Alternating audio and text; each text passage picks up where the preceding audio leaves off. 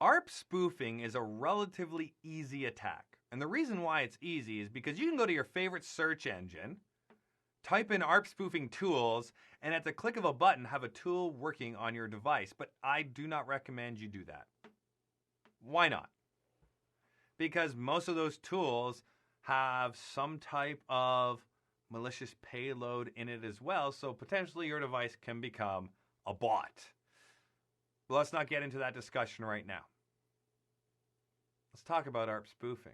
Let's talk about how this process works.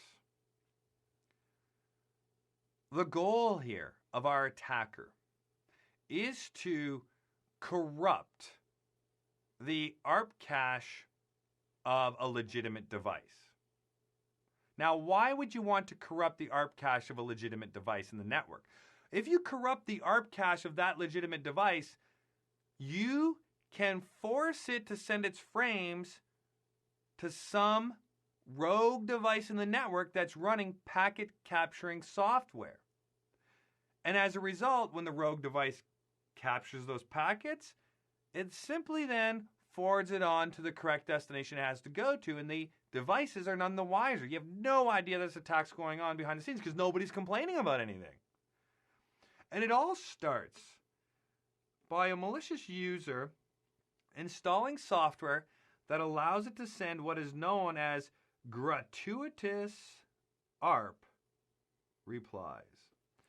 What's a gratuitous ARP reply? Well, an ARP reply is a reply to an ARP request. So if I send out an ARP request that says, hey, I need the MAC address for this IP address. If you have it, send it back to me. The ARP reply comes back with that MAC address. Well, a gratuitous ARP is an ARP reply that has no ARP request. So nobody requested this particular ARP reply. You're just sending it out. Now, why would you want to just send out this ARP reply? Because by doing so, you can corrupt the ARP caches of the devices. For example, look at PCA. PCA has a certain IP address and a certain MAC address. So does the default gateway. It has this IP address with this MAC address. So we expect PCA's ARP cache to have 10.1.1.1 with the MAC address of R1. But is that R1's MAC address? Take a good look at that and compare it. Right here, is that R1's MAC address? No, it's not. It's not because our attacker sent this gratuitous ARP reply that says 10.1.1.1 has this MAC address right here. So it sends that out, and then PCA goes, oh, thank you. Modifies its ARP cache. It thinks it came from R1, but it didn't. And look what it's doing to R1.